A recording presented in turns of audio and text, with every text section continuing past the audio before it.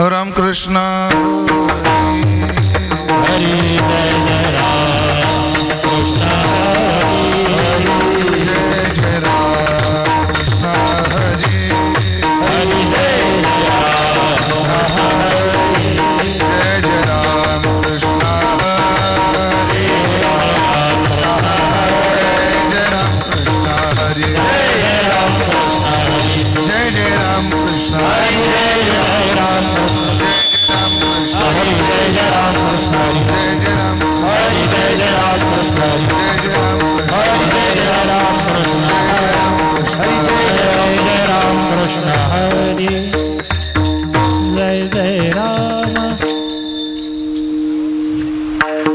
रूप पाहता लोचनी सुख झाले वो साजनी रूप पाहता लोचनी सुख झाले वो साजनी तो हा विठ्ठल बरवा तो हा माधव बरवा तो हा माधव बरवा तो हा माधव बरवा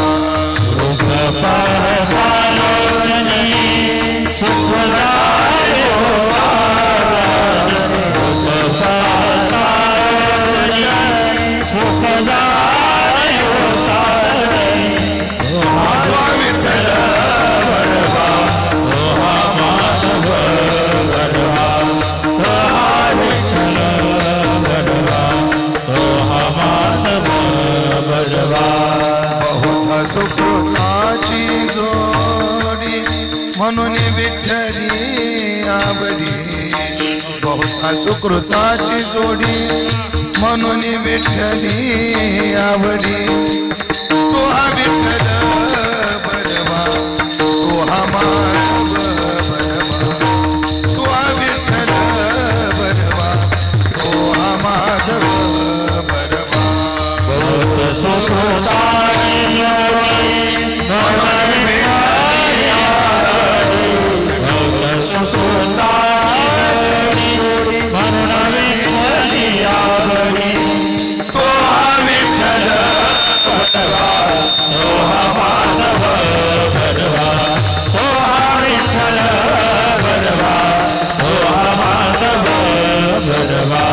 सर्व सुखाचे आगर बापर कुमार देवी सर्व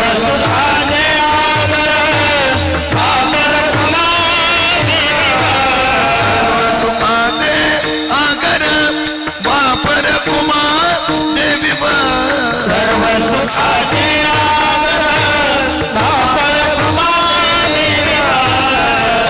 विठ्ठल बरवा तो हा माधव बरवा तो हा माधव बरवा तो हा माधव बरवा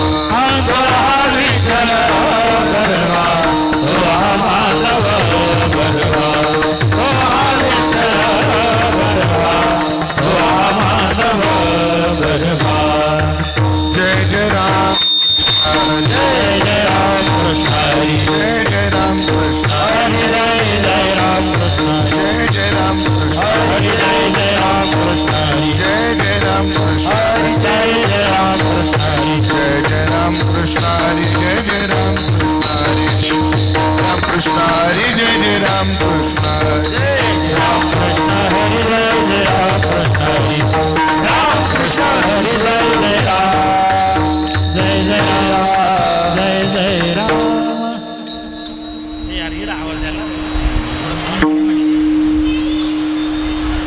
भाव बळे विष्णुदास नाही नाश पावत नाही नाश पावत नाही नाश पावत भाव बळे विष्णुदास नाही आश पावत नाही आश पावत नाही नाश पावत योग भाग्ये घरा येती सर्व शक्ती चालत सर्व शक्ती चालत सर्व शक्ती चालत योग भाग्य रायती सर्व शक्ती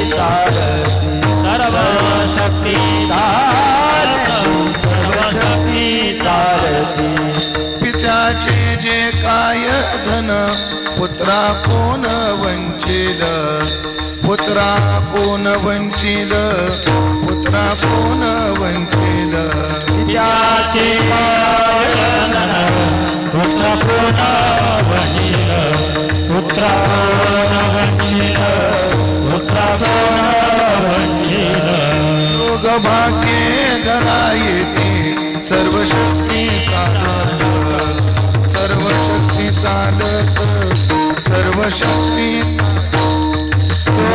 भाग्य सर्वशक्ती चालत सर्वशक्ती चालत सर्वशक्ती चालत तुका मने कडे बैसो तेने असो निर्भर तेने असो निर्भर तेने असो निर्भर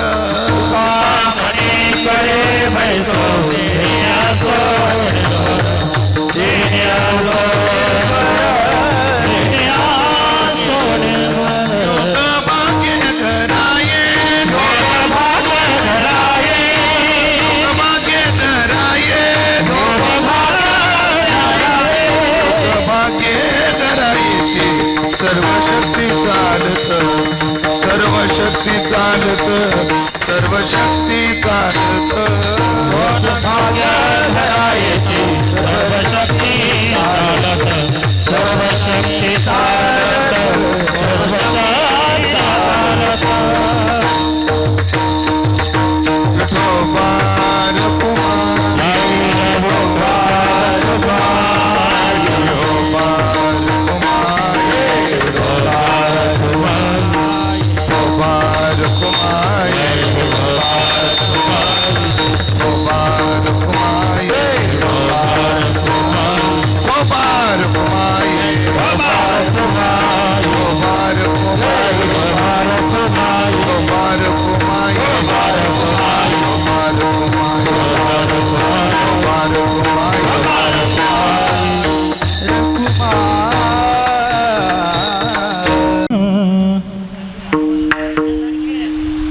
शंकर भाऊ एक कूलर बंद करा. हे बंद करायला हो.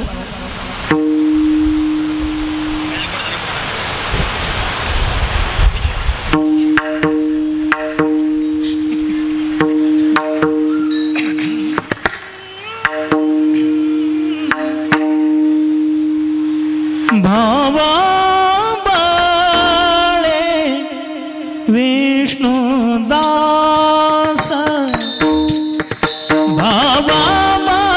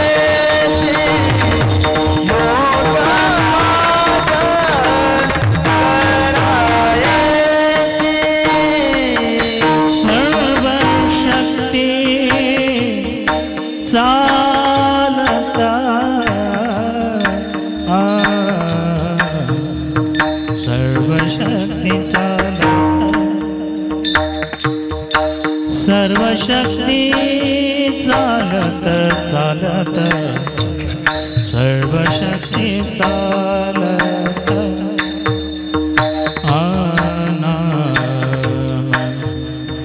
सर्व शक्ती चालत रे सर्व शक्ती चालत चालत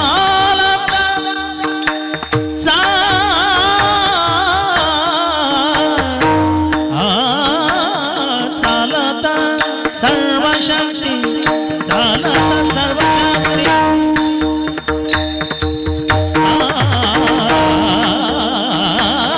सर्व हे सर्व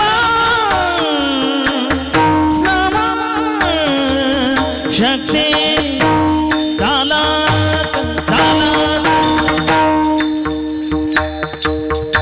सर्व शक्ती चालत सर्व शक्ती चालत चालत चालत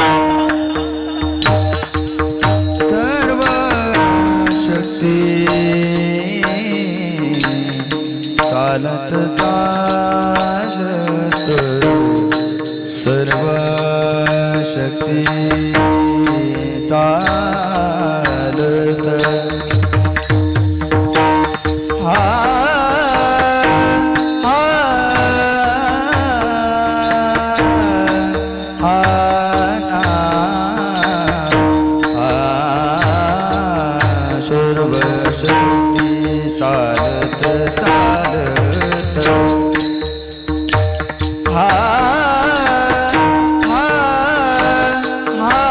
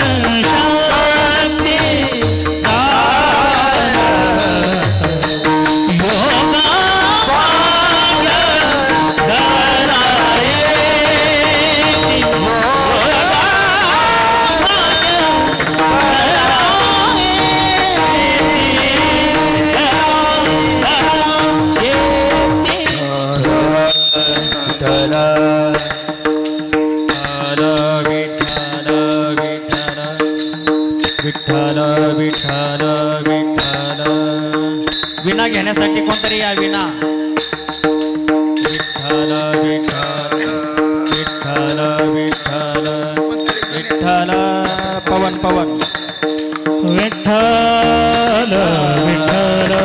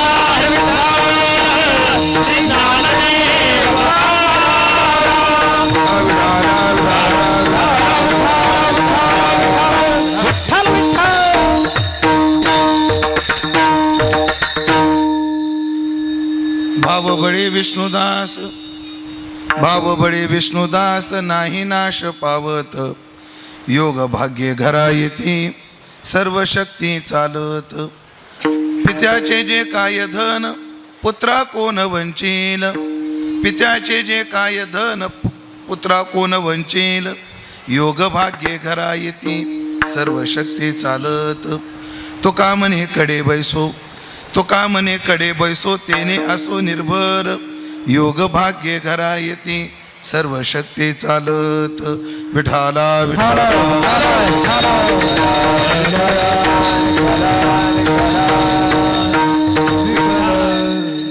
बंदच करा तो कूलर, आवाज खूप देतोय.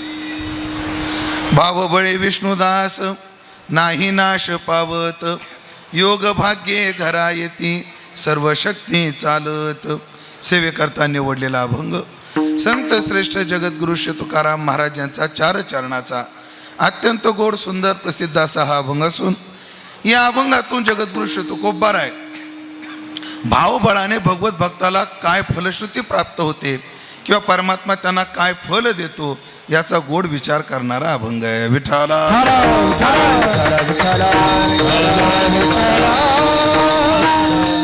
उपस्थित सर्व भाविक सज्जन वैष्णव गुणीजन महाराज मंडळी तथा मानकर परिवाराचे आप्त इष्ट सगळे सोयरे या सर्वांच्या सन्माननीय बाबा नंतर बोला ना, नंतर बोला. शांत बसा, आता कोणी बोलू नका. श्रोते मंडळी, विठाला विठाला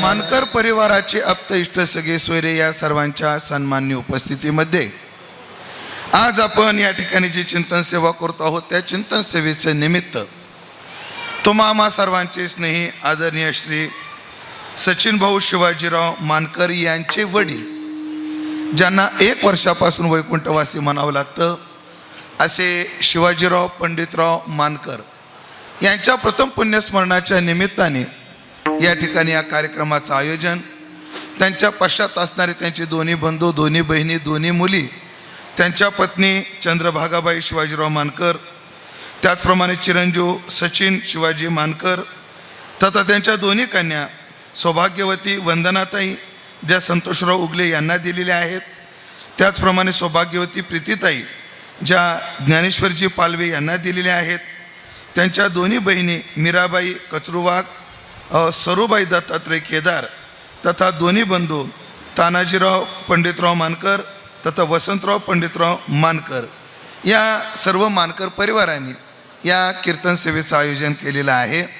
आणि त्यामध्ये कीर्तनाची सेवा करण्याचं सौभाग्य आमचे आदरणीय श्री सचिन भाऊ यांचे मित्र आणि आमचे परमार्थ स्नेही निवृत्तीनाथ सोहळ्याचे चोपदार आदरणीय हरिभक्तीपरायण सागर महाराज दौंड यांच्या विशेष आग्रहातून संपर्कातून ही सेवा माझ्या वाट्याला आलेली आहे. तरी ज्ञानोबाराय तुकोबाराय जशी बुद्धी देतील तसं मी अभंगाचं चिंतन अगदी नियोजित वेळेमध्ये पूर्णत्वाकडे नेण्याचा प्रयत्न करणार आहे. ऐका मंडळी, प्रत्येक मुलाने बापाकरता 2 गोष्टी करायच्या असतात. जिवंत आहे तोपर्यंत सेवा करायची असते आणि गेल्यानंतर त्यांचं स्मरण करायचं असतं. सेवा आणि स्मरण ही दोन्ही मुलाची कर्तव्य आपल्याला शास्त्रानं सांगितली. मायबाप जिवंत आहे तोपर्यंत काय करा? सेवा करा. हो, किती करा? ते सेवेसी कीर शरीर लोन कीजे. प्रसंगी आपल्याला शरीर जरी वळून टाकायची वेळ आली तर टाका. ह्याला बेस नाही ना शंकर भाऊ? ह्याला बेस आहे का? बेस इको पूर्ण कमी करून टाका, गेन द्या थोडासा. आपलं वेळ प्रसंगी शरीर सुद्धा वळून टाकायची वेळ आली तर टाकायला सांगितलंय. आणि मला वाटतं आपल्याकडे अशा इतिहास आहे, पुराणातला इतिहास आहे, इतिहासातला इतिहास आहे आणि वर्तमानात सुद्धा वडिलांची सेवा करणारी खूप माणसं आहेत, मायबापाची सेवा करणारी खूप मंडळी आहेत. एक वाक्य सांगू का? सज्जन माणसं कमी झाली पण संपलेली नाही आहेत, अजून सज्जन आहेत. आजही श्रावण बाळाच्या सेवेला लाजवतील अशा सेवा पाहिलेली माणसं आज वर्तमानात आहेत. आज मी डोळ्यानं पाहतोय की अशी काही मंडळी आहेत की श्रावण बाळाला सुद्धा लाजविल अशी सेवा ते करतात. तुम्हाला एक मुलगा आणि एक मुलगी सांगतो. मुलगा सांगतो बीड जिल्ह्यातला आणि मुलगी सांगतो पुणे जिल्ह्यातली. आधी मुलगी सांगतो. मुलगी सुद्धा बापाची काय सेवा करू शकते. एक कुरडे साहेब म्हणून आहेत, आमचे स्नेही आहेत, त्यांचं लिव्हर डॅमेज झालं, आजारी पडले, लिव्हर डॅमेज झालं. मग आता डॉक्टरनं लिव्हर ट्रान्सफरचा सल्ला दिला. मग मेलेल्या व्यक्तीचं लिव्हर पहिल्या काळात घेत होते, पण आता जिवंत व्यक्तीही लिव्हर डोनेट करू शकतो. मग हे मुलांना थोडं शांतता रे बाळा. त्यांना वेगवेगळं बसवतं त्या मुलांना थोडं.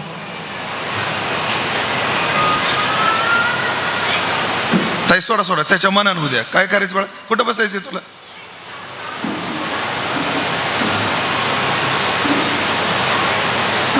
बरं ठीक आहे, रुसवा गेल्यावर परत ये. लिव्हर खराब झालं, आता जिवंत माणूस सुद्धा लिव्हर डोनेट करू शकतो आपला अर्ध. असा काय तंत्रज्ञान आहे, टेक्नॉलॉजी. मग त्या बापाला लिव्हर कोण देणार. त्यांना 2 मुलं आणि 1 मुलगी. दोन्ही मुलाची लग्न झाली, पण मुलगी जी आहे ती स्पर्धा परीक्षेची तयारी करत असल्यामुळे तिचं लग्न थांबलेलं आहे. महाराज जेव्हा बापाला लिव्हर द्यायची वेळ आली तर तिन्ही मुलांनी इच्छा व्यक्त केली, आम्ही बापाला लिव्हर देणार. पण मुलगी काय त्यागी असते, मुलीचं प्रेम काय असतं याचं उत्तम उदाहरण आहे का. ती मुलगी बाबाजवळ गेली आणि म्हणली, बाबा लिव्हर तर आम्ही 3 द्यायला तयार आहे, पण माझी वैयक्तिक इच्छा आहे. म्हणले काय, तुम्ही त्या 2 पोरांचं घेण्याऐवजी माझं लिव्हर घ्या. बापानं विचारलं का ग बाई.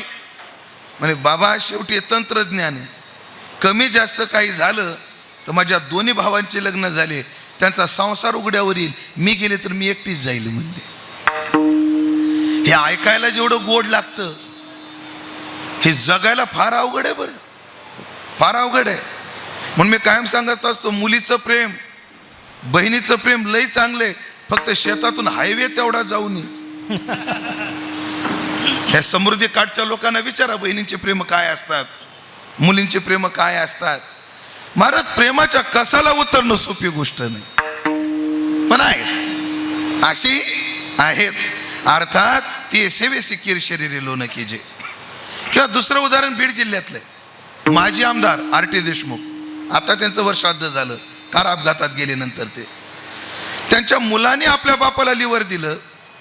आणि लिव्हर दिल्यानंतर जेव्हा सुस्थितीत बाप आला तेव्हा बापाने पोराला जवळ घेतलं, तोंडावून हात फिरवला, विचारलं बाळ्या उसनं फेडलंच म्हणले तू, मी तुला एकदा जन्म दिला आणि तू मला एकदा जन्म दिला. पोरग काय म्हटलं आहे का नवनाथ महाराज. पोरग म्हणलं बाबा उसनं नाही फिटलं. म्हणजे का, कारण मी तुम्हाला शरीराचा एक तुकडा दिलाय, तुम्ही मला अख्खं शरीर दिलंय म्हणले. आजही अशी मुलं आहेत. मला सांगायचे काय, मायबापाची सेवा करा. एक सांगू का, मायबापाची सेवा करणं म्हणजे मायबापावर उपकार करणं नाही, उपकार करणं नाही. याला उदाहरण देतो तुम्हाला. उदाहरण काय, आता मृदंगाचार्य समाधान महाराज आहेत. समाधान महाराज, तुम्हाला गेल्या वर्षी अडचण आली होती का नाही. हो म्हणा, फक्त हो म्हणा ना. तुम्ही मला फोन केला होता की नाही. हो म्हणा. तुम्ही मला 2 लाख रुपये मागितले की नाही. हो म्हणा. मी तुम्हाला दिले का नाही. हा दिले. पण समाधान महाराजाचा व्यवहार चांगला असल्यामुळे त्यांनी 2 महिन्यात माझे परत केले का नाही. आता लय पटकन हो म्हणले, आत्मविश्वासानं म्हणले. पुन्हा आता ऐका बरं, गुंजाळ महाराज समाधान भाऊ अडचणीत होते, त्यांनी मला फोन केला, त्यांना मी 2 लाख दिले, त्यांनी माझे 2 लाख परत केले. उपकार फिटले का उसनं फिटले. आताशी उसनं फिटले, अजून उपकार फिटलेले नाहीत, आताशी उसनं फिटले. उपकार कधी फिटतील, जेव्हा मी अडचणीत येईल तेव्हा त्यांनी मला काय केली पाहिजे, मदत. खरे का कुठे सागर महाराज. उपकार कधी फिटतील, जेव्हा मी अडचणीत असेल तेव्हा मला समाधान महाराजांनी काय केले पाहिजे, पैसे दिले पाहिजे. समाधान महाराज सध्या मी फार अडचणीत आहे. तात्पर्य काय, लक्ष देऊन एक वाक्य ऐका. उसणं वेगळं आणि उपकार वेगळे. मायबापाची सेवा आम्ही करतो, मायबापाचे आता सचिन भाऊने एवढं कार्यक्रमाचं गोड आयोजन केलं, त्यांनी केलं हे वैकुंठवासी शिवाजीरावर उपकार नाही केले, मग यांच्या पोटी मी जन्म घेतला हे सिद्ध केलंय, हे सिद्ध केलंय. अर्थात उसणं उपकार नाही. त्याचं कारण आहे, कारण आम्ही जेव्हा जन्माला आलो तेव्हा आमच्या हातापायात अवसान नव्हतं. का होतं, बिलकुल नाही. आमची मान एवढी ढिली होती, हो म्हणून आमच्या आईनं रोज मालिश करून करून सगळं शरीर मजबूत केलं. डोक्याला तर छिद्र होतं, तेल भरून भरून ती ताळू भरली. हो, किती काळजी घेतली आमच्या आईने. आमच्या आईला जेव्हा मुलगा झालं, आम्ही झालो, तेव्हा आमची आई रोज तेलानं आमची मालिश करायची. नवनाथ बुवा याच्यात नवल नाही, ती मानाला धरूनच आम्हाला उचलायची. एवढंच नाही, तिची आजी तिला भेटायला आली. कोणाची? आमच्या आईची आजी. कोणाला भेटायला आली? आमच्या आईला भेटायला आली. म्हणले बाई लेकरू माझ्याकडे दे. तर ती तिच्या आईच्या आईला म्हणती, माय लेकराची मान पडल बरं, हळूच धर. ही कोणाला शिकवती? आईच्या आईला, बापाच्या आईला शिकवती की लेकराची मान नीट धर, नाही तर लेकराची मान दुखावेल. एवढी काळजी घेतली. ते बस कर, तुला झालंय, तुला आता शिकी एक झाले, मला 8 झालेले आहेत म्हणते ती बी. जुन्या काळातलं गणित तसं होतं.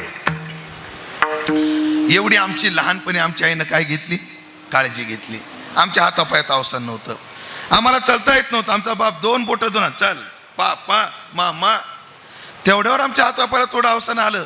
मग आम्हाला गाडा आणून दिला आमच्या बापाने. चल गाड्याला धरून चल बाळा. गाडा संपला, छोटी सायकल आणून दिली. शाळेत जायचं शिकवलं. अर्थात 2च वाक्यात बोलू का, आमच्या हातापायात जेव्हा अवसान नव्हतं तेव्हा जर आमच्या मायबापाने आम्हाला आधार दिला, तर आता हे उसणं फेडायचं असेल तर काय करावं लागेल? जेव्हा त्यांच्या हातापायातलं अवसान जाईल तेव्हा आम्ही त्यांना आधार दिला पाहिजे. आमच्या हातापायात अवसान नव्हतं तेव्हा त्यांनी आम्हाला आधार दिला. जेव्हा त्यांच्या हातापायातलं अवसान जाईल तेव्हा आम्ही त्यांना काय दिला पाहिजे? आधार. समाधान महाराज अडचणीत होते तेव्हा मी जर त्यांना मदत केली असेल, तर मी अडचणीत आल्यावर त्यांनी मदत करणं हा व्यवहार आहे, ही भाषा उपकाराची नाहीये. मायबापाचे उपकार फेडू शकत नाही आपण. तिघाचे उपकार काही केल्याशिवाय फेडता येत नाही. देवाचे उपकार फेडता येत नाही, संतांचे उपकार फेडता येत नाहीत, मायबापाचे उपकार फेडता येत नाही. महाराज मायबापानं पिंड दिला, देवानं इंद्रिय आणि जीव दिला, आणि संतांनी तो कसा वापरायचा हे शिकवलं. मला कधी कधी कल्पना निर्माण होते, आमच्या मायबापानं आम्हाला जे शरीर दिलं ते काय मोलाचं दिलं. छोटा विचार सांगतो. डायलिसिस नावाचा प्रकार माहिती आहे तुम्हाला सगळ्यांना.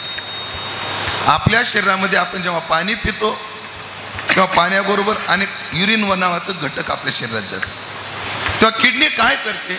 आपल्या रक्तातलं युरिन बाजूला करून फिल्टर रक्त आपल्या शरीराला पोच करते, आणि मग त्याच्यातला जो टाकाऊ घटक आहे तो लघवी वाटे निघून जातो. ही प्रक्रिया जेव्हा नैसर्गिकरित्या शरीर करत नाही तेव्हा ते यंत्राद्वारे करावं लागतं. त्या प्रक्रियेला डायलिसिस म्हणतात. आपल्या शरीरातलं रक्त काढलं जातं, त्याच्यातलं युरिन वेगळं केलं जातं, युरिन फेकलं जातं, आणि फिल्टर रक्त परत शरीरामध्ये भरलं जातं. तर त्या डायलिसिसचा कमीत कमी खर्च 1000 रुपये. किती 1000 खर्च आहे त्याचा. मग कल्पना करा, आमचे 1000 रुपये एकदा लघवीला जाऊन आले की वाचतात. गणित लक्षात येते माझ्या? एकदा आम्ही लघवीला जाऊन आलो की आमचे किती पैसे वाचले? 1000 रुपये वाचले. मग गणित करा, रोज 2च वेळा आपण लघवीला जातो गृहीत धरा, म्हणजे रोजचे 2000, 10 दिवसाचे 20,000, एका महिन्याचे 60,000, एका वर्षाचे 7,20,000. 12×72 ना, बरोबर का? गणित बरोबर? हो, 7,20,000. आता 7,20,000 गुणिले आपलं वय लावा. 7,20,000 म्हणजे ज्यांचं वय 10 वर्ष आहे त्यांचे 9 लाख झाले, बरोबर का? 10 वर्षाचे 9 लाख, 40 वर्षाचे 36 लाख, आणि 7×21 36,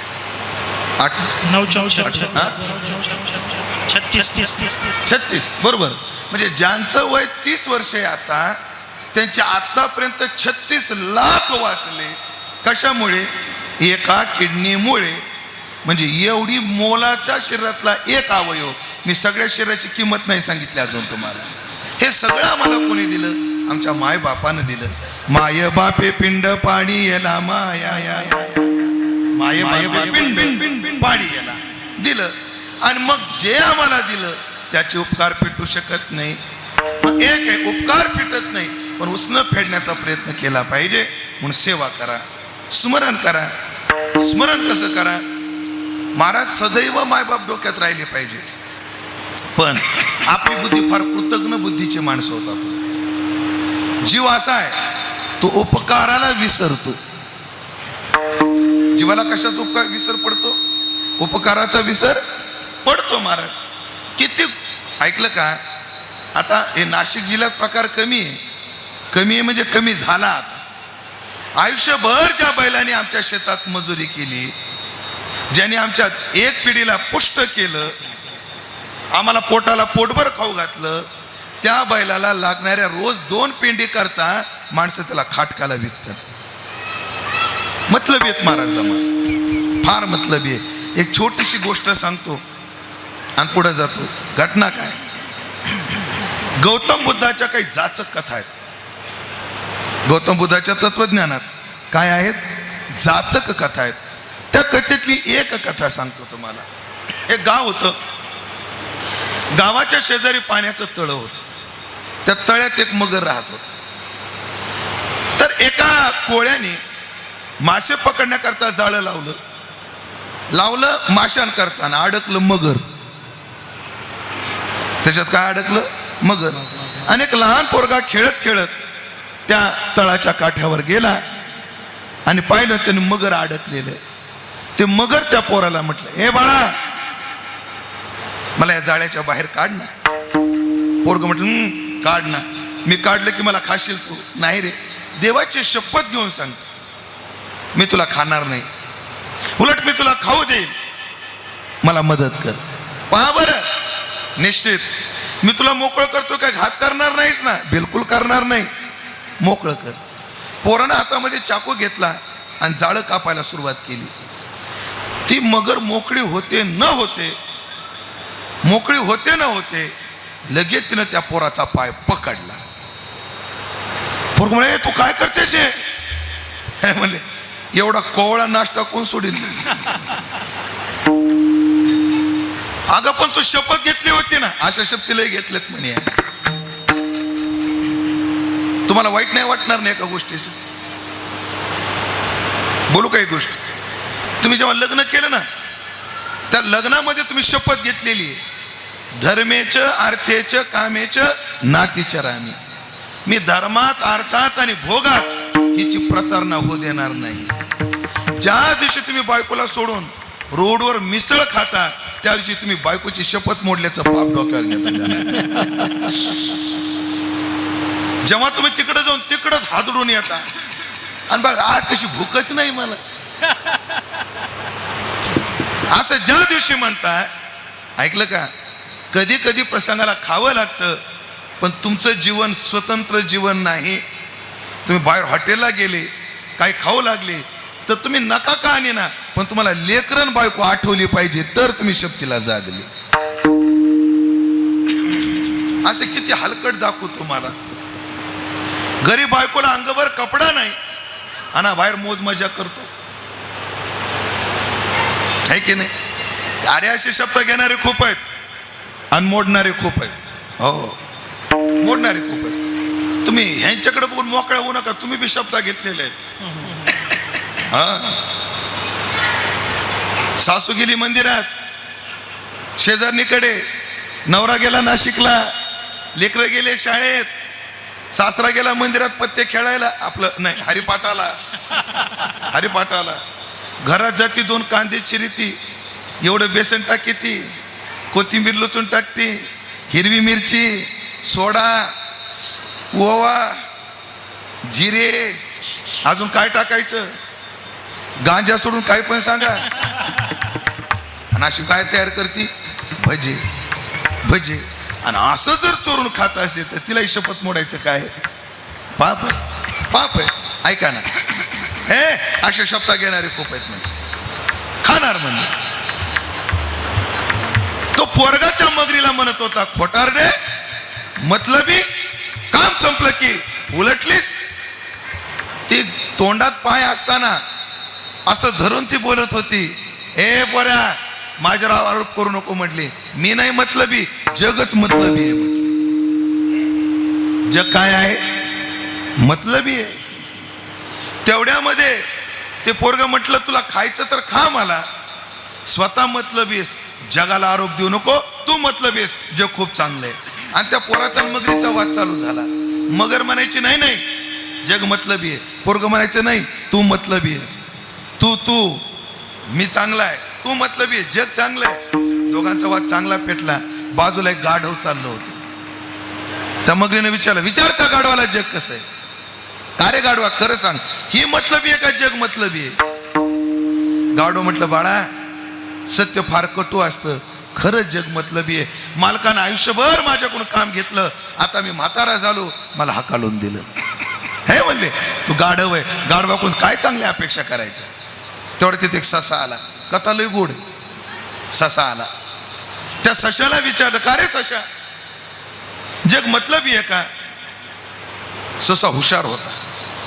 नाही नाही म्हणले, हे मतलबी आहे, जग लय चांगलं आहे. आणि हिचा अहंकार दुखावला. मराठीत बोलू का, हिचा इगो हर्ट झाला. कोणाचा? त्या मगरीचा. तीच भर तुझी लायकी नाही, मला खोटारडी म्हणतो. चांगला वाद पेटला. हा म्हटला, अगं काय अशी बोलते, जरा मोकळ्या शब्दानं बोल ना. हुशार आहेस म्हणली. मी मोकळं बोलायला तोंड उघडलं की पोरगा पळून जाईल म्हणली. पोरगा पळून जाईल, एवढी वेडी आहे का?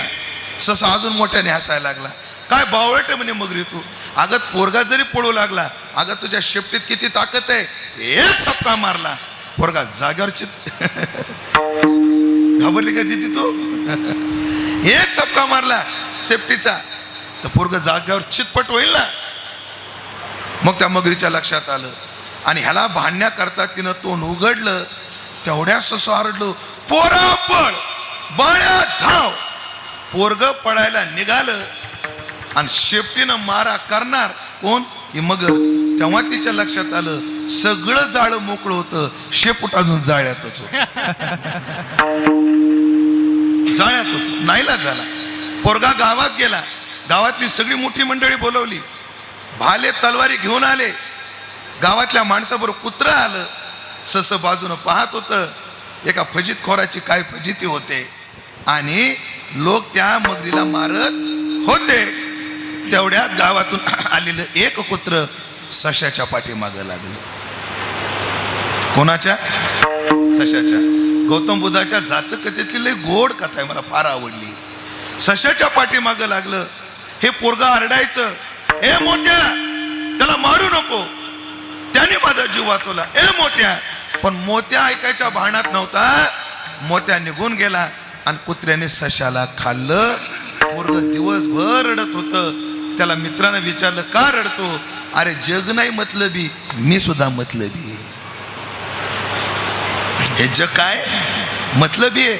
उपकार विसरून जातो. ऐकलं का?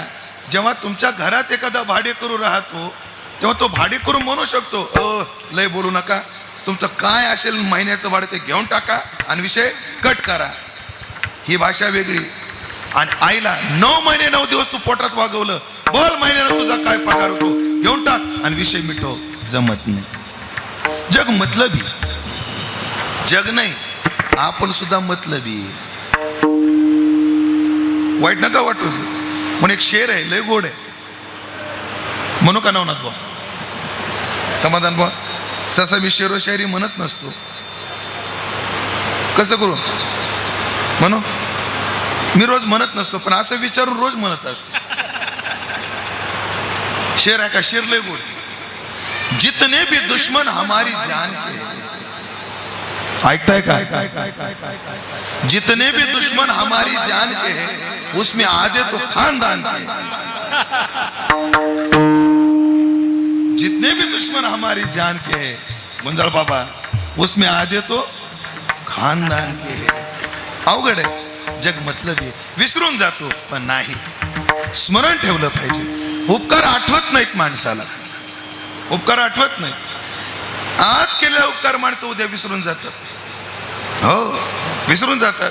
पण स्मरण ठेवलं पाहिजे. आणि असे जर आठवण होत नसेल तर शास्त्राने आम्हाला त्यांचं स्मरण करण्याकरता काही माध्यमं सांगितली. त्याचं नाव आहे श्राद्ध. 3 प्रकारचे श्राद्ध करा: नवश्राद्ध, नवमिश्र श्राद्ध, पुराण श्राद्ध. मेलेल्या दिवसापासून 9 दिवस नवश्राद्ध, दशक्रियेला नवमिश्र श्राद्ध म्हणतात. आणि 13व्यापासून जे होतात ते पुराण श्राद्ध. आणि मग त्या श्राद्धातील एक श्राद्ध अर्थात वर्ष श्राद्ध या ठिकाणी सचिन भाऊनी आयोजित केलेलं आहे. स्मरण ठेवलं पाहिजे. माणसानं काय स्मरण ठेवावं? मायबापाचे उपकार ध्यानात ठेवावे, त्याने दिलेलं प्रेम ध्यानात ठेवावं. पण एक आहे, माणसाला प्रेमाची चटक लागली ना, त्याच्या वाचून जगणं अवघड आहे. माणसं अन्नाने जगतात का प्रेमानं जगतात? उत्तर आहे, प्रेमयुक्त अन्नाने जगतात. प्रेम पाहिजे. तुम्हाला घटना सांगतो, माय लेकरातलं प्रेम सांगतो. आधी आमच्या घरातली घटना आहे. आमच्या वहिनीला 7वा महिना आणि पाण्याचा हंडा उचलताना तिचा गर्भ पाडला. ताई ऐका, 750 ग्रामचं लेकरू होतं. किती 750 ग्राम. लगेच दोघांना ऍडमिट केलं. पोरग जिवंत होतं. डॉक्टरांनी काचात ठेवायचा सल्ला दिला. 1.5 महिना पोरग काचामध्ये होतं, पण वजनच वाढेना. त्याच्या वजना एवढा पैसा दिला असेल बाबा ते पोरग हाताला लागण्याकरता, पण त्या लेकराचं वजन वाढेना. बरं, आईच्या अंगावर पाजावं तर तिला दूध येईना. मोठे पंचायत. मग आमच्या भागात परभणीला एक जुनी बालरोग तज्ञ आहे, एक डॉक्टर आहे. आमचे बंधू काय वकील आहेत ते म्हणजे आपण एका डॉक्टरकडे इलाज चालू पण दुसऱ्या डॉक्टरचा सल्ला घेऊ म्हटलं. घटना ऐकण्यासारखी बरं, लय घटना आहे. आणि मग त्या दुसऱ्या डॉक्टरनीचा सल्ला घेतला. काय करावं? पोराचं वजन वाढत नाही, आईला दूध येत नाही, काय केलं पाहिजे मॅडम? म्हणजे आई कुठं आहे? खोटावर पडलेली आहे. मुलगा कुठं आहे? काचाच्या पेटीत आहे. काही केल्या दूध वाढणार नाही. मग त्या पोराला आई जवळ द्या. ऐकताय का? पोराला आई जवळ द्या म्हणले तुम्ही. दोन्ही गोष्टी होतील. ते पहिला जो डॉक्टर आहे ते म्हणे मी सोडणार नाही, याला काढणार नाही, मेलं तर जिम्मेदारी तुमची. आमच्या भावानं लगेच त्याला ॲग्रीमेंट लिहूनच दिलं आमच्या जिम्मेदारीवर. तुम्हाला ऐकायला आश्चर्य वाटेल, ते पोरग काढलं आणि दुसऱ्या दवाखान्यात ॲडमिट केलं, पण आईजवळ ठेवलं. 2च दिवसात हिलाही दूध वाढलं आणि पोराचं वजन वाढायला लागलं. डॉक्टरांना विचारले काय काय म्हणे लेकराची ऊब मिळाल्याशिवाय आईला पाना फुटत नाही आणि आईची ऊब मिळाल्याशिवाय लेकराचं वजन वाढत नाही. लेकराला काय लागते? आईची ऊब लागते. मला सांगताना हृदय कालवतंय माझं. पाहिजे ती औषधं होती त्याला, पण वजन वाढलं नाही. आणि फक्त आईच्या जवळ त्याचं वजन वाढलं का? औषधापेक्षा प्रेमाची फार गरज आहे. मग हे प्रेम अनेक अंगानं आहे. त्याला भक्तिशास्त्रामध्ये प्रेमाला भाव म्हणतात.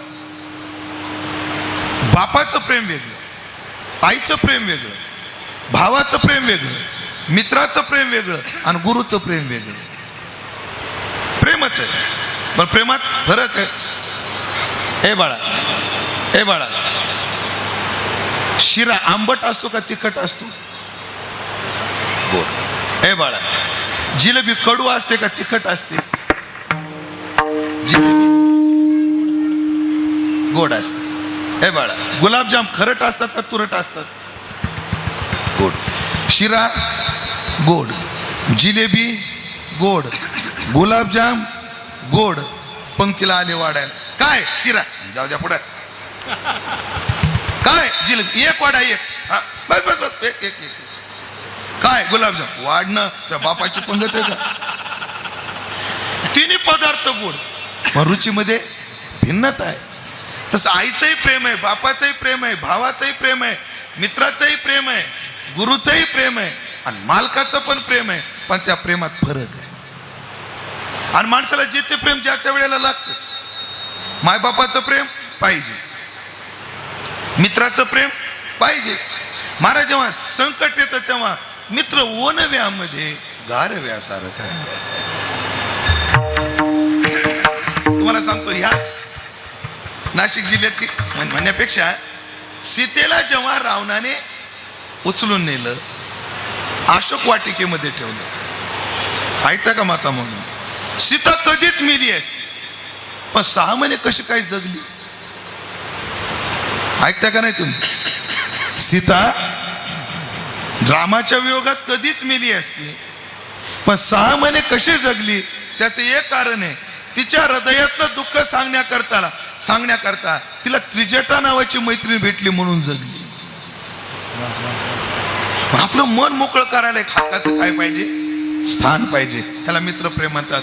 सगळी प्रेम श्रेष्ठ आहेत, पण आज मला बापाचं प्रेम सांगायचं असल्यामुळे सगळ्या प्रेमाला थोडी आता कलाटणी देतो. आणि मग एक आहे, ज्याच्या जीवनात मित्र नाही त्यानं काय करावं? देवाला मित्र म्हणावं. ज्याच्या जीवनात माय गेली त्यानं देवाला माय म्हणावं. ज्यांना गुरु नाही त्याने देवाला गुरु म्हणावं. कारण सगळे प्रेम द्यायला हा तयार आहे. गुरुचं प्रेम देतो, मित्राचं प्रेम देतो, मालकाचं प्रेम देतो, हो नवऱ्याचं प्रेम देतो. नवऱ्याचं बी प्रेम आहे. ज्याला भक्तीमध्ये 5 भाव म्हटलंय. पती पत्नीच्या प्रेमानं जे देवाची भक्ती करतात त्याला कांत भाव म्हणतात. देवाला गुरु म्हणून जे भक्ती करतात त्याला शांत भाव म्हणतात. देवाला मालक म्हणून जे भक्ती करतात त्याला दास्य भाव म्हणतात. देवाला मित्र म्हणून जे भक्ती करतात त्याला सख्य भाव म्हणतात. आणि देवाला बाप म्हणून जे भक्ती करतात त्याला वात्सल्य भाव म्हणतात. मग जीवनामध्ये, आपल्या जीवनात हे जीवन आहे. कोणाच्या जीवनात बायको अर्ध्यावर सोडून जाते, कोणाच्या जीवनात मित्र अर्ध्यावर सोडून जातात. कालच आमच्या गावात घटना घडली. 4 मुलं मोटरसायकलवर चालली होती, माझ्याच वयाच्या, कमी आहेत महाराज मुलं, माझ्यापेक्षा कमी आहेत. 4 मुलं एकाच जागी ट्रॅव्हल्सनं उडून टाकली. 4ही मुलं जागेवर मिली काल आमच्या गावात. मित्र संपतो, भाऊ जन्माला पुरत नाही, माय जन्माला पुरत नाही, बाप जन्माला पुरत नाही. मग अशा वेळेला काय करावं त्या प्रेमाकरता? ज्या दिवशी आपला माय जाईल त्या दिवशी देवाला माय म्हणावं. तसंच ज्या दिवशी आपला बाप जाईल तेव्हा देवाला बाप म्हणावं. कारण न मरणारा बाप आहे, न मरणारा बाप आहे. आणि बापाचं सगळं प्रेम देणारा हा बाप आहे, म्हणून त्याला बाप म्हणावं. अर्थात त्याच्याविषयी भाव धारण करावा.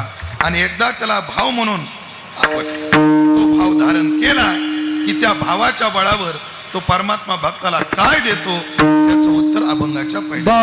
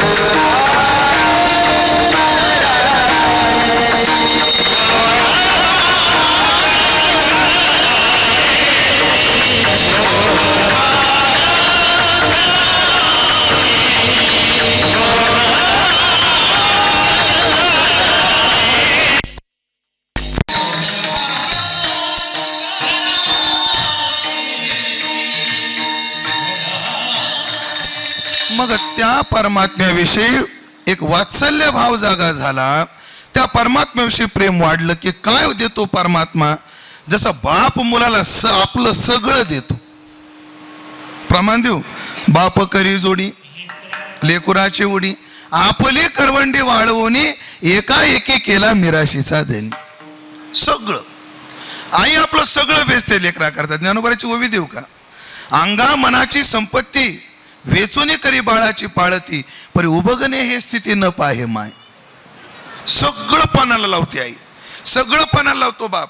कोणा करता? मुला करता. मी माझा बाप सांगतो, मी अशा बापाचा पोरगा आहे ज्याच्या नावावर एक गुंठा सुद्धा जागा नाही. आयुष्य मोलमजुरीत गेलं बापाचं आयुष्य. पण त्यांच्याच आशीर्वादाने एक भाऊ वकील आहे, एक ट्रान्सफर लाईनला आहे, मी या क्षेत्रात आहे.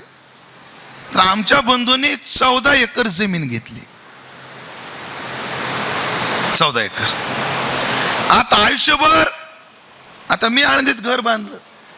मग नवनाथ बामाची इच्छा काय? आता मायबापानं आयुष्य कष्ट केले, आता आळंदीच्या घरात निवांत राहावं अशी माझी इच्छा आहे.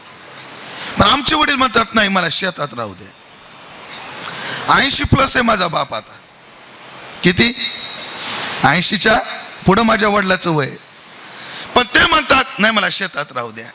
म्हणलं दादा बस झाले कष्ट, आता आराम करा. माझ्या बापाचं वाक्य सांगतो ऐका. माझ्या वडिलाचं नाव आहे हरिभाऊ. म्हणले महाराज, मालकाच्या इशाऱ्यावर काम करण्यात आयुष्य गेलं. हे अरे जनावर सोड, हे अरे पाणी भर, हे अरे तेवढा खत दे.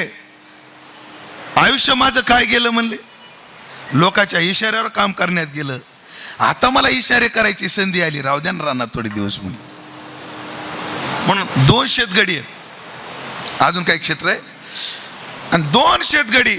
वडील त्याचे नियोजन पाहतात आणि शेतात राहतात. आई सुद्धा अधून मधून शेतात जाते, काही माझ्या जवळ राहते. आमच्याकडे सोयाबीन असतं. आता जूनमध्ये सोयाबीनची काय करतात लागवड, आणि 2-2.5 महिन्यात ते सोयाबीन फार दाट होतं. सोयाबीनचं पीक तुमच्याकडे असतं ना, सोयाबीन दाट असतं. एके दिवशी मी मळ्यात गेलो रात्रीच्या वेळेला, अक्काला विचारलं, अक्का दादा कुठे आहेत? अक्का चिडली माझ्यावरच. म्हणलो का विचारू, तोच बघ. काय झालं बाबा वातावरण?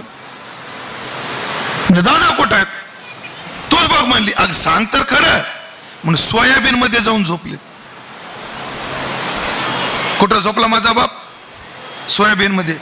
मी बॅटरी घेऊन गेलो, तो सोयाबीन मध्ये बास टाकून माझा बाप झोपलेला.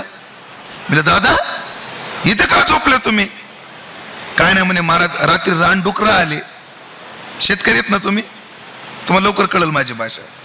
रात्री रानडुकरं आले आणि एक खडाभर रान नासाडा करून गेले. असं मोठा पळसानं जर पसानं निघून गेलं, आपल्या पदरात काय राहील? म्हणलं दादा, पण एखाद्या डुकरानं जर तुम्हाला धडक मारली तर आमचं काय राहील? आणि काळजी करू नका म्हणलं. सरकार मायबापाचे उपकार आहेत. एका खळ्यात सोयाबीन होतच किती आणि त्याला भावच काय. म्हणलं बाबा दादा, तुमच्या आशीर्वादाने, तुमचा एक पोरगा वकील आहे, 10 मिनिटं सल्ला दिला त्यानं, तो लोक तेवढे पैसे पायावर त्याला देतात. एक महाराज आहे, चालता चालता लोक तेवढे पैसे तुमच्या पोराला देतात. चला बाप सांगतो ऐका. माझा बाप त्या दिवशी आला घरी मळ्यात झोपायला घरावर, पण सोयाबीन निघेपर्यंत तिथंच झोपला. किंमत वस्तूची नाही, त्याच्या पाठीमागं बापाची आपल्याविषयी भावनेची. ऐका बरं, आमच्या आळंदीत एक महाराज आहेत, त्यांची परिस्थिती जेमतेम आहे. नवनाथ बा संदीप महाराज सगळेच काय आपल्या क्षेत्रात यशस्वी होत नाहीत, हाल आहेत. आणि एक सांगू का विशेष आहे, गुंजाळ बाबा सगळं असून हाल आहे. तो स्वर ज्ञान आहे, अभ्यास आहे, वक्तृत्व आहे, तरी सुद्धा काय हाल आहे. हे कोणाला काय करेल सांगता येत नाही. 2-2 हजार बोल असणारे समाधान बुवा घरी आहेत, आणि 5 मुकड्यावाले महाराष्ट्र गाजवायला लागले. ग्रंथाच्या ग्रंथ ज्यांच्या पाठ आहेत, बिचारे साधनेत मग्न आहेत, आणि 2 टिपणावाले मजा मारायला लागले. नशीब सगळ्याला साथ देत नाही. माता माऊलीनं ऐका बरं, माईचं प्रेम काय असतं. आणि मग तिचा बाप महिन्याला आळंदीच्या वारीला येतो. आला की तिची आई काहीतरी देते मुलीला. आता आमच्याकडे कडधान्य जास्त, कधी मटकी, कधी मूग, कधी तुरीची डाळ, कधी उडदाची डाळ. आणि पिशवी पोरीच्या हातात दिली की आई फोन करते, बाई आला का ग तुझा बाप? हो आई, दादा सकाळीच आले. पिशवी दिली का तुझ्याकडे? हो दिली ना. आई मागची डाळ संपली नाही, डाळ कशाला दिली ग? पुढे ऐका काय म्हणते ती. अगं डाळ नाही, त्या डाळीमध्ये 500 रुपये, जीवाला काहीतरी खा. किंमत 500ची नाहीये, त्याच्या पाठीमागच्या प्रेमाची. एवढे कष्ट करतो बाप आणि सगळं कोणाला देतो? पोराला देतो. तसं एकदा ह्या बापाला बाप म्हणून बघा. तो का म्हणे बाप जगाचा? परमात्म्याला तो सगळं देतो.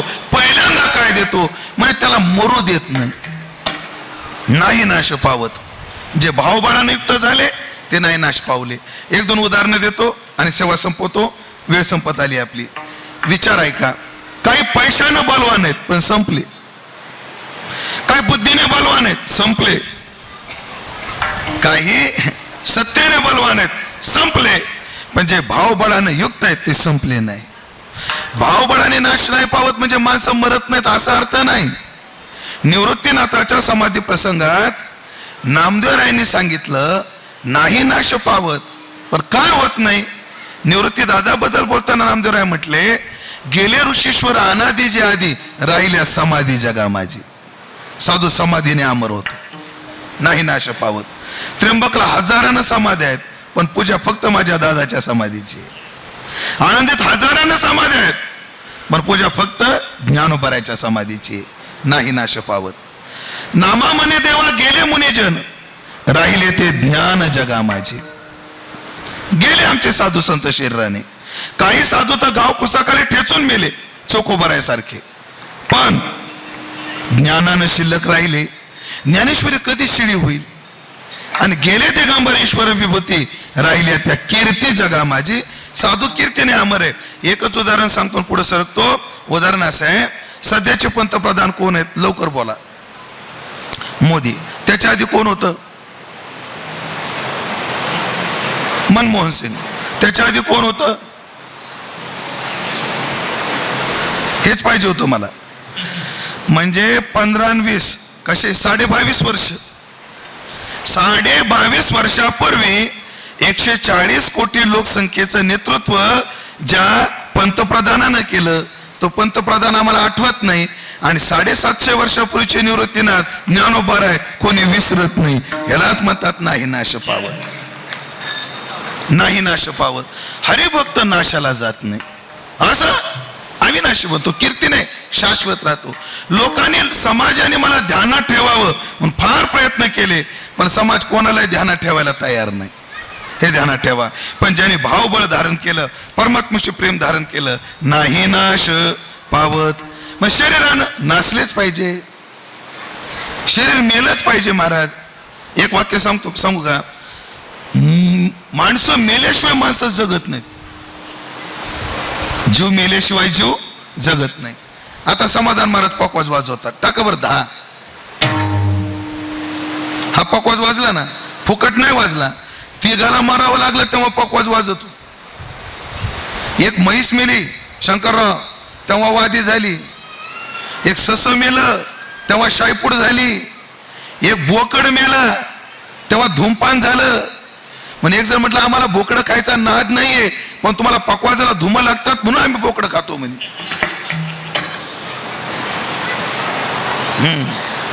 ते का मारावे लागेल? मेल्याशिवाय माणसं जगू शकत नाही. म्हणून शरीरानं अविनाशी होणं हा पुरुषार्थ नाही. कीर्ती ज्ञान आणि समाधी नाही नाश पावत. अजून काय फळ मिळतं?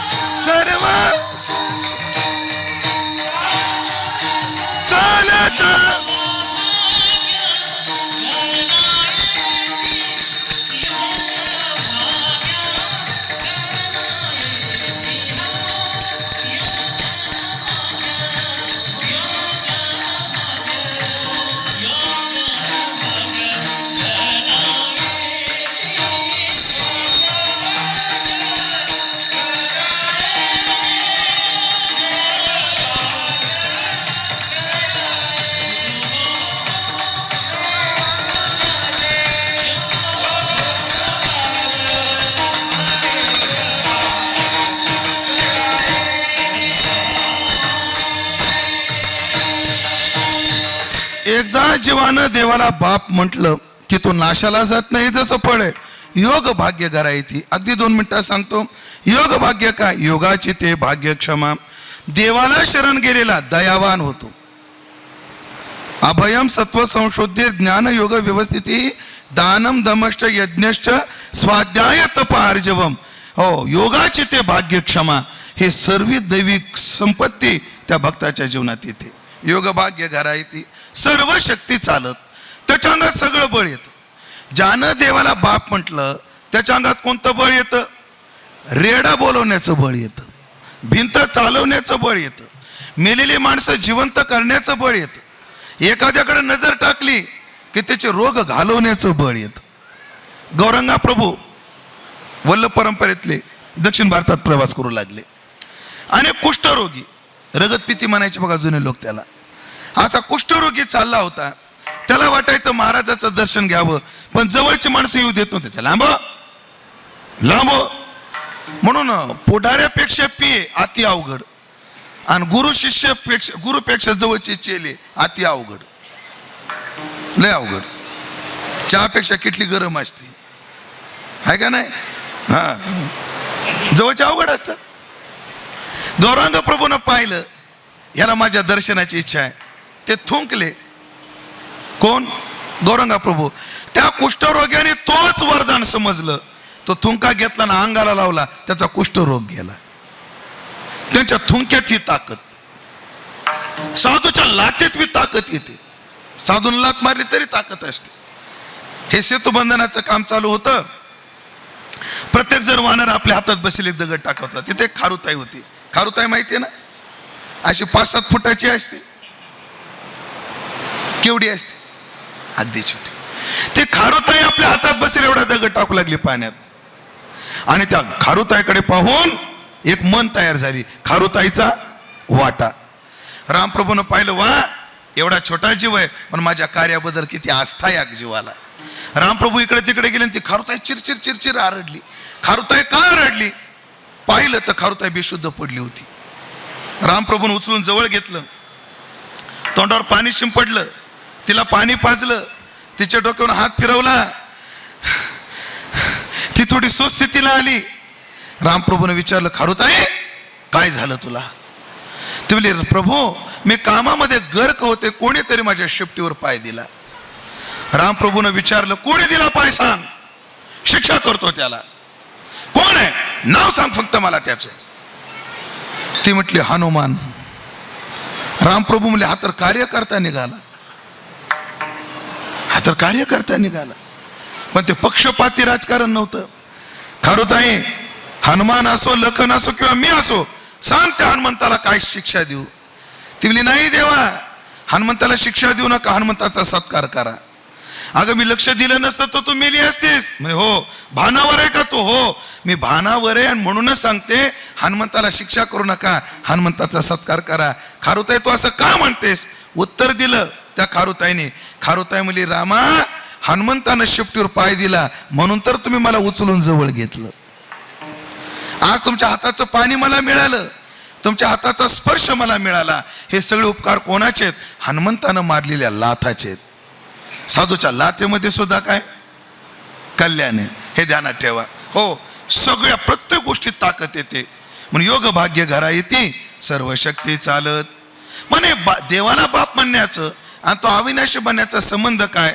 संबंध सांगितला. पित्याचे जे काय धन पुत्रा कोण वंचिल, बापाच्या धनावर मुलाचा अबाधित हक्क असतो. भाऊ तुमचं नाव काय? निवृत्ती भाऊ. तुमच्या मुलाचं नाव? विशाल. निवृत्ती भाऊ, तुमच्या नावावर जी जमीन आहे ती तुमच्या नंतर कोणाच्या नावावर जाणार आहे? एखाद्या बिग्याला लावा ना माझं नाव. लावू नका, फक्त हो म्हणा, मला बरं वाटत. तेवढा पुरावा शूट करून घेतला असता. असू, बापाच्या धनावर मुलाचा अबाधित हक्क असतो. मग आमचा बाप जर अविनाशी तू तद्विद्धी येन सर्वमिदं ततम, परमात्मा जर अविनाशी असेल, सर्व शक्तिमान असेल, तर त्याच्या पोराला ते का मिळणार नाही? आणि असं आहे, माणसाच्या जीवनात जगायचं तुम्हाला पण आहे, जगायचं मला पण आहे. कुठपर्यंत आहे? मरेपर्यंत तुम्हालाही जगायचं आहे आणि मरेपर्यंत मलाही जगायचं आहे. पण ते जगणं आपल्याला कसं पाहिजे, निर्भर जगायचंय. आणि ते जगण्याकरता काय करावं लागेल?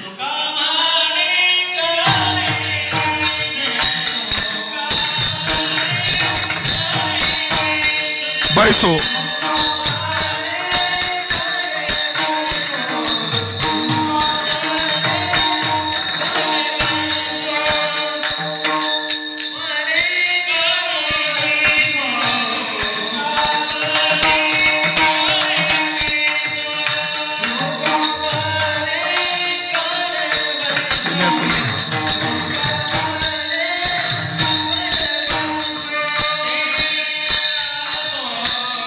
निर्भर तेने असो, निर्भर योग धराये.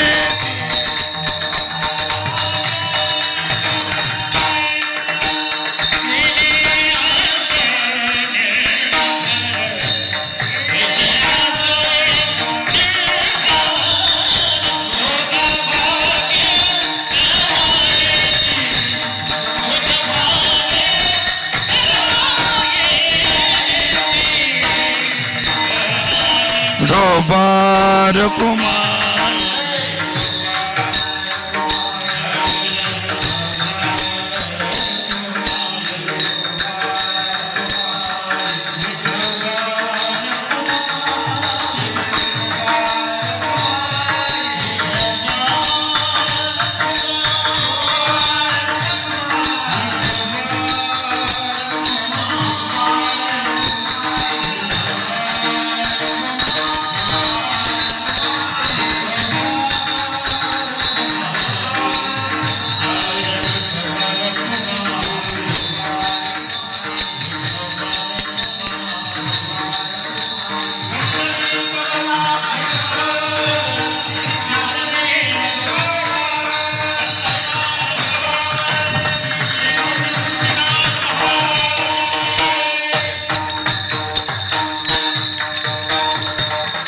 छोटासा एक विचार आहे, सेवा समाप्त आहे. तो का म्हणे कडे बैसो तेने असो निर्भर. बापाच्या कडेवर एकदा बसला पोरगा की त्याच्या जीवनात जशी निर्भरता येते, तसं एकदा माणूस देवाच्या जवळ गेला की त्याचं जीवन भयरहित होतं. सध्याच्या काळात आपल्याला काहीच कमी नाही, पण सुखी एक नाही. काय कमी आहे आपल्याला? माझ्याकडे पहा, माणसाला जगायला काय काय लागतं? अन्न, वस्त्र, निवारा, मोबाईल आणि चार्जर. काय लागतं याच्यापेक्षा वेगळं? बरं, हे आपल्याकडे आहे का? नाही आहे. तरी आमचं जीवन सुखी का नाही? कारण चिंता आणि भीती नावाच्या 2 शब्दाने आमचं जीवन संपवलंय. पण एकदा देवाच्या जवळ गेलं, देवाला आपलं केलं की जसा मुलगा बापाच्या कडेवर भय रहित असतो तसा भक्त होतो. याला छोटं उदाहरण, 2 मिनिटं थांबा, 2 मिनिटं थांबा. माझ्याकडे पहा, काय असतं पहा. एवढा दृष्टांत जीव लावून आहे का? बाप पेपर वाचत बसला होता आणि लेकरू खेळत होतं. खेळत खेळत बाहेर गेला आणि त्याच्या पाठीमागं कोंबडी लागली. कोणाच्या? पोराच्या मागं काय लागली? कोंबडी लागली. पोरगं घाबरलं, पप्पा पप्पा पप्पा पप्पा म्हणून धावलं. बापानं पाहिलं पोरगं रडतंय, आरडतंय. बाप गेला, पटकन पोराला कडेवर उचलून घेतलं. आता पहा बरं, जी कोंबडी पाहून, बोलू का एक वाक्य, जी कोंबडी पाहून या पोराची फाटली होती, हे पोरग बापाच्या कडेवर बसलं की मला हट हट, ज्याला बघून घाबरत होतं त्यालाच डुरकायला का लागलं? आणि मधल्या काळात बापाच्या कडेवर बसलं. म्हणून पहा, आम्ही सगळे मृत्यूला घाबरतो आणि साधू संत त्या मृत्यू चाल भीत नाही आता आपल्या मरणा. का म्हणतात? जसं कोंबडीला पाहून पोरग घाबरतं, पण बापाच्या कडेवर बसलं की त्या कोंबडीची भीती संपते. तसं एकदा जीव देवाच्या कडेवर बसला की त्याच्या जीवनातली मृत्यूची भीती संपून जाते. अजून एक उदाहरण, सेवा समाप्त. एक स्टंटमॅन होता, एका सोसायटीत गेला. इकडून 20 माळ्याची बिल्डिंग, इकडून 20 माळ्याची बिल्डिंग. त्यानं सगळ्या लोकांना गोळा केलं. म्हण मी स्टंट करणारा माणूस आहे. काय स्टंट करतो? म्हण मी तारेवरून चालतो. अरे गावोगावी डोंबार येत ना, यात काय विशेष आहे? म्हणे अन्याचा माझा फरक आहे. म्हणे का? अन्य लोक 10-5 फुटावरून चालतात, मी 20 फुटावरून चालतो म्हणले. दुसऱ्या मजल्यावर तार बांधला. हा इकडून तिकडे चालत गेला आणि तो तिकडून इकडे चालत आला. लोक खुश झाले. लोकांनी 200-200च्या नोटा दिल्या. याला अजून हुरूप आला संदीप महाराज. हे मला 40 फुटावरून चालतो. पुन्हा 40 फुटावरून चाल. लोकांनी 500-500च्या दिल्या. मग दिवसाचे 3 करायला लागला. हे खेळ पुन्हा चालायला लागला. तर येतं काहीच नाही. 100 फुटावरून चालतो. 100 फुटावर तार लावली. मला एकटा नाही, माझ्या एकुलत्या एक पोराला घेऊन चालतो म्हणले. एकुलते पोरग कडवर घेतलं. पोरग 2-2.5 वर्षाचं. ते पोरग लॉलीपॉप खात होतं. त्याने उचललं. हा तारेवर चालायला लागला. सगळ्या बाया शिव्या द्यायला लागल्या. अरे लोकाला हो म्हणल्यानं होत नाही, काय नालायक माणूस आहे, पोट जाळण्याकरता लेकराच्या जीवासोबत खेळतो. लोक जे नाही ते बोलायला लागले. पण हा गेला. या तारावरून तिकडं गेला. त्या बिल्डिंगहून इकडं आला. तो चालत होता. पोरग लॉलीपॉप खात होतं. खेळ संपला. खेळ संपल्यानंतर बायाने पदर काढला. लेकराला घाम फुटला नव्हता, पण ह्या डोक्यावरचा घाम पसत होत्या. एक बाई धावत गेली. पोराच्या तोंडाने हात फिरवला. म्हणजे बाळा, एवढ्या उंचावर होता तारावर, तुला भीती नव्हती का रे वाटत? आणि नाही, अरे तू तिथे होता, आम्हाला भीती वाटत होती. नाही म्हणले, मला भीती नव्हती वाटत. का नव्हती वाटत? कारण मी तारेवर नव्हतो, मी माझ्या बापाच्या कडावर होतो. म्हणले जो बापाच्या कडावर आहे त्याच्या जीवनात कसलीच भीती नाही. पण एकदा का बापाच्या कडावरून निसटला की त्याला फार धैर्याने जगावं लागतं. की जो प्रसंग आमच्या सचिन भाऊच्या जीवनात एवढ्या कमी वयामध्ये आला. 2 बहिणीचं भाऊ होण्याचं कर्तव्य त्यांना आता काय करायचंय? पार पाडायचंय. खरं तर त्यांच्या जाण्याने 2 भावाचा भाऊ गेला. 2 बहिणीचा भाऊ गेला. कोणाचा मामा गेला, कोणाचा चुलता गेला, कोणाचा आजा गेला शिवाजीरावच्या जाण्याने. पण या सगळ्या नात्याला पर्याय. पण आमचे सचिन भाऊ, वंदनाताई आणि प्रीतीताई यांचा बाप गेला. आता दुसरा बाप नसतो. देवाला मान्याकरता आहे, पण तेवढा भाव निर्माण व्हायला अजून वेळ जाईल. बाप गेला. काय असतं बाई माहेरात काय येते? बरं, या दोन्ही ज्या मुली आहेत ना, वंदनाताई प्रीतीताई, आपल्या घरी चांगल्या सुखात आहे. एकीचा नवरा अधिकारी, एकीचा नवरा प्राध्यापक आहे. हो, त्यांच्या घरी फार सुखी आहेत. पण मी मगाशी बोललो ना, वस्तू किती आहे त्यापेक्षा त्याच्या पाठीमागचं प्रेम. साने गुरुजी आपल्या आईला म्हणले, आई मी मोठ्या मोठ्या संस्थानिकाकडे जातो ग, एवढं पंचपक्वान्नाचं जेवण करतो ग, पण तुझ्या हातच्या भाकरीत जी चव लागते ती चव त्या जेवणात काय येत नाही ग. श्यामच्या आईच्या पुस्तकातलं प्रकरण आहे. तर श्यामच्या आई म्हणली, बाळा अन्य लोक फक्त कण खाऊ घालतात, आई प्रत्येक कणात आपलं मन घालते म्हणून चव येते. म्हणून नवऱ्याच्या घरी किती सुख असू द्या, किती आनंद असू द्या, पण माहेरात आल्यावर बापानं पाठवून हात फिरवला ना, माझ्या वंदनाचं काय चाललंय, माझ्या प्रीतीचं काय चाललंय, असा पाठवून हात फिरवणं आणि 2 तोळ्याचा दागिना एका बाजूला ठेवणं दोन्ही सारखं आहे. म्हणजे या दोन्ही मुली जेव्हा माहेरात येतील तेव्हा त्यांच्या पाठीवर बापाचा हात नाही. बरं, IT क्षेत्रामध्ये सचिन भाऊ त्यांच्या व्यस्ततेत आहेत, कामात आहेत. हो, म्हातारी माणसं काय काम करतात हे म्हातारी माणसं गेल्यावर कळत. उदाहरण सांगतो तुम्हाला, म्हाताऱ्या माणसाचे काम दिसत नाही. आता पाहुणे रावण्याची दशक्रिया असो, वर्षश्राद्ध असो, लग्न असो, सचिन भाऊला स्वतःला जावं लागणार. जोपर्यंत बाप होता लोक म्हणायचे, अरे जाऊ द्या, सचिन नाही आला तर काय झालं, सचिनचा बाप आलाय ना. किंवा सचिन भाऊ कुठं बाहेर गेले, पाहुण्याचा फोन आला, अरे कुठे आहेत तुम्ही? काय नाही, जरा मुंबईला आलो होतो. काय नाही, गावातून चाललो तुम्ही, कुठे बघावं. तर सबशेर सचिन भाऊ सांगत असतील, वडिलाला काय म्हणायचे तुम्ही? पप्पा. हो, मी जरा बाहेर आहे, पण पप्पा घरी आहेत, तुम्ही घरी गेल्याशिवाय राहू नका. बाप आधार असतो घराचा, बाप फार मोठा आधार असतो. म्हणून या 2 मुलींचा आणि या मुलाचा बापाचा आधार गेला. पण काळजी नसावी, अजून त्यांच्या मातोश्री चंद्रभागाबाई हे अजून आहेत. शास्त्र काय म्हणतं माहिती का नवनाथ बाबा? मातृलाभेन सनाथत्वम अनाथत्वम विपर्यय. माणूस अनाथ सनाथ बापावर नसतो, आईवर असतो. कारण काय, ह्याच्यावर बापावर अन्याय नाहीये, ही सायकोलॉजी आहे, मानसशास्त्र आहे. बाप मेल्यानंतर आईला बाप होता येतं. बाप मेल्यानंतर आईला बाप होता येतं. अशी उदाहरणं तुमच्या भागात असतील. लेकरं लहान होते, नवरा मेला, हिमालयासारखी उभी राहते, लेकराचा संसार कडायला लावते. आहेत का नाही आपल्याकडे उदाहरणं अशी? हो, आईला बाप होता येतं, पण अडचण आहे की बापाला आई होता येत नाही. आई सर्वस्व माहेर असतं माणसाचं. बापाला आई होता येत नाही, आईला बाप होता येत.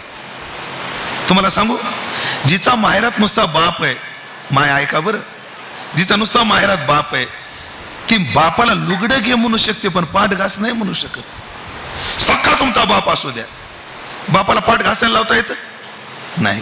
म्हणजे बापाला आई होता येत नाही. याच्या उलट जिची माहेरात माय, तिला लुगडं बी घे म्हणता येतं, पाठ बी घास म्हणता येतं. आई हे परिपूर्ण माहेर असतं. म्हणून मी दोन्ही मुलींना, प्रीतीताईला, वंदनाताईला आणि सचिनला सांगेन, बाप जरी गेला अजून आई आहे. फक्त या पोरांवर यांचं कौतुक पाहण्याकरता त्या मातेला उदंड आरोग्य आयुष्य मिळावं अशी प्रार्थना करतो. निवृत्ती दादाच्या चरणी, ज्ञानोबा तुकोबाच्या चरणी प्रार्थना करतो की वैकुंठवासी शिवाजीराव पंडितराव मानकर, त्यांचं जे जाणं झालं त्यांना योग्य ते स्थान देवानं द्यावं अशी प्रार्थना करून ज्ञानेश्वर माऊली.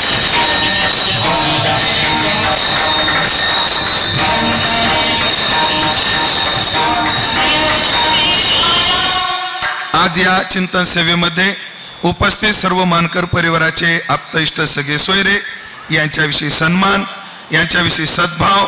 आज ही चिंतन सेवा पूर्णत्वाकडे जात असताना आमचे शंकरराव चापडगावचे, त्यांची सुंदर माईक सिस्टम आहे, त्यांचे आभार.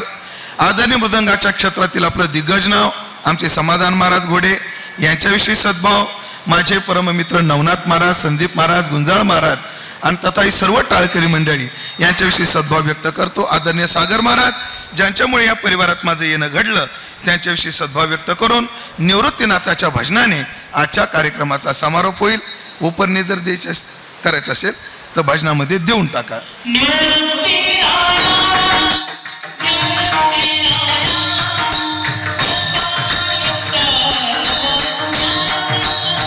सगळे बोला, टाळी वाजवा.